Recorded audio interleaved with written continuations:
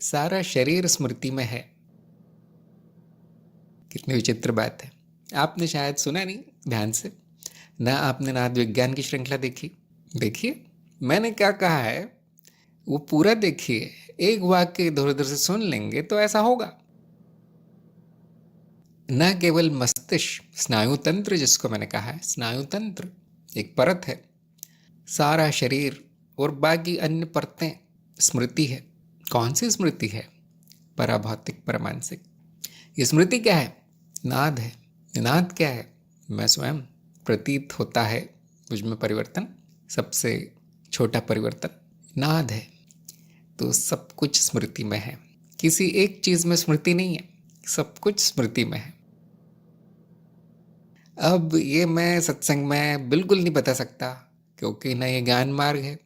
ये ज्ञान मार्ग से बहुत करीब है। ये विषय जो है अनुभव के प्रकटीकरण का, कि अनुभव तो है लेकिन उसको सीमित करने के साधन है। मनुष्य बहुत सीमित रूप है, तो वो स्मृति में कैसे निर्मित हुआ, क्या रचना है उसकी, वो नाद विज्ञान में है। तो ज्ञान मार्ग के बहुत करीब है, क्योंकि विज्ञान है। विज्ञान ज्ञान मार्ग की शाखा है। तो ये बड़ा विज्ञान है, भौतिक विज्ञान नहीं है ना, ये शरीर का विज्ञान है। तो ज़रूर देखा जाएगा कि अगर शरीर का कोई भी समस्या आती है तो स्मृति में कहीं विकार आया है, कहीं बदलाव हुए हैं स्मृति में। वो यंत्र वैसे काम नहीं कर रहा है जैसे जो करना चाहिए, तो बड़ा स्वाभाविक है। तो ऐसा नहीं कि मस्तिष्क अलग चीज़ है, स्मृति कुछ उसमें एक बनी बनाई चीज़ है, ऐसा नहीं। स्मृति में सब कुछ है। इसलिए मैंने कहा होगा कि वहाँ पर स्मृति संचित नहीं होती, स्मृति में वो संचित है। ये बड़ी विचित्र बात है। ज्ञान मार्ग पूरी तरह से विचित्र है, देखिए। लेकिन ये ज्ञान मार्ग नहीं है, प्राचीन विज्ञान है। और हर शरीर की हर कोशिका में स्मृति है, शरीर के हर अंग में स्मृति है, केवल मस्तिष्क में नहीं, हर अंग में। तो उसका अपना प्रोग्राम है जो चलता है। स्नायु तंत्र विशेष रचना है जो इंद्रियों से संबंधित है। इंद्रियों द्वारा जो मिलता है वो संचित होगा स्नायु तंत्र में। लेकिन शरीर केवल उतना नहीं, हर प्रकार की स्मृति शरीर में है, और वो करोड़ों सालों की स्मृति भी शरीर में है। ये सामान्य विज्ञान है, देखिए सामान्य ज्ञान है, इसमें कोई बहुत बड़ी चमत्कारी चीज नहीं है, हर कोशिका में। इसी प्रकार हर भौतिक चीज स्मृति में रचित है। पत्थर हो, पेड़ पौधे हो, पहाड़, नदियां, पृथ्वी, सारा स्मृति के अंदर है। इस स्मृति का नाम है महास्मृति। मनुष्य की स्मृति के अंदर नहीं है महास्मृति। तो आपको वो सारी परतें जाननी पड़ेंगी, उनका अपरोक्ष अनुभव से प्रमाण लेना पड़ेगा, तब आपकी मान्यता समाप्त होगी। वो नाद विज्ञान किसको सुनना चाहिए, किसको अध्ययन करना चाहिए? जो लोग तंत्र बोधि कार्यक्रम कर रहे हैं उनको बहुत विस्तार में बता दिया गया। और जो वो नहीं करना चाहते उसके लिए नाद विज्ञान की एक छोटी श्रृंखला यूट्यूब पर प्रकाशित है, नाद विज्ञान। तो जिनकी रुचि है वो उसको सुन सकते हैं, जिनकी रुचि है उसमें अनुसंधान कर सकते हैं, क्योंकि विज्ञान का क्षेत्र है, उसको और अच्छा कर सकते हैं। वो जो वहाँ पर जो भी परिकल्पनाएं बताई गई हैं, नाद परिकल्पना है ना, वैज्ञानिक धारणा है। ऐसे ही जिनकी और रुचि है वो उसका प्रमाण लेने का प्रयास कर सकते हैं, कि जो नाद विज्ञान में बताया गया है उसको प्रमाणित किया जा सकता है। आपका अनुभव हो सकता है वो, यहाँ सब कुछ स्मृति है, सब कुछ चित्त है। जब स्मृति परतों में जम जाती है तो उसका नाम चित्त हो जाता है।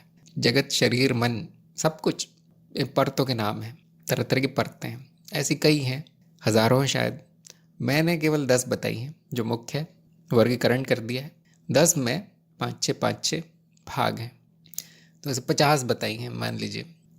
और उसमें से काफ़ी का अप्रोक्ष अनुभव हो सकता है। ये बात ध्यान रखनी है कि विज्ञान है, ज्ञान नहीं। विज्ञान है, एक प्रकार की परिकल्पना है, वैज्ञानिक धारणा है। ऐसा कुछ है नहीं, अस्तित्व में ऐसा कुछ नहीं है। ऐसा प्रतीत होता है, कभी कभी काम आता है, लेकिन क्योंकि कुछ भी प्रतीत हो सकता है इसलिए सत्य नहीं है। अब मैं एक मज़ेदार बात बताता हूँ जिसको कि बहुत लोगों ने सुना होगा।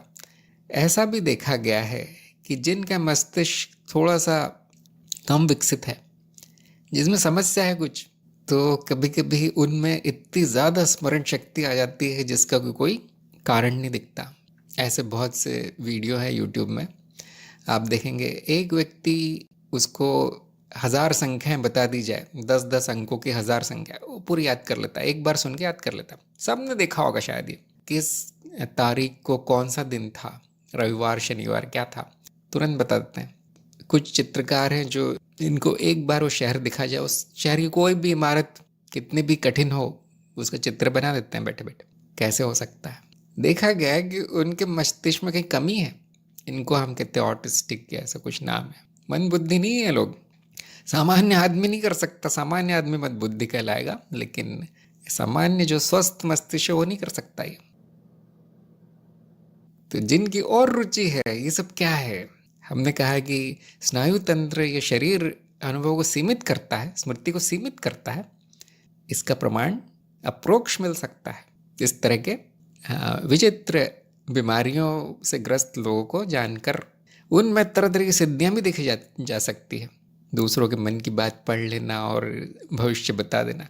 देखा गया उनके मस्तिष्क में कोई समस्या है, दुर्बल नहीं है वो, परंतु कोई समस्या है। अब स्मरण शक्ति बढ़ कैसे गई? बढ़ गई, विचित्र योग्यता, विलक्षण योग्यता प्राप्त हो गई उसमें, यहाँ तक कि सिद्धियां भी प्राप्त हो गई, जो कि सामान्य मनुष्य में नहीं। तो आदि प्रकाश ने तो अभी आधा कदम भी नहीं रखा है। जैसे जैसे आप इस रहस्य को खोजेंगे, आप देखेंगे बहुत बड़ा विषय है। एक छोटा सा उदाहरण जो सबको पता होगा, जो व्यक्ति अंधा होता है उसकी सुनने की शक्ति बहुत होती है, और ऐसे व्यक्ति बहुत अच्छे संगीतकार होते हैं। संगीत गाना बजाना उनके लिए बहुत आसान है। अंधा व्यक्ति ऐसे कैसे हो गया? उसके तो कुछ मस्तिष्क में समस्या है। अब उसकी योग्यता बढ़ कैसे गई? उसकी तो इंद्रियां कम है, अब योग्यता आम मनुष्य से ज़्यादा क्यों है? हाँ, वो देख नहीं पाएगा उसमें ये योग्यता नहीं।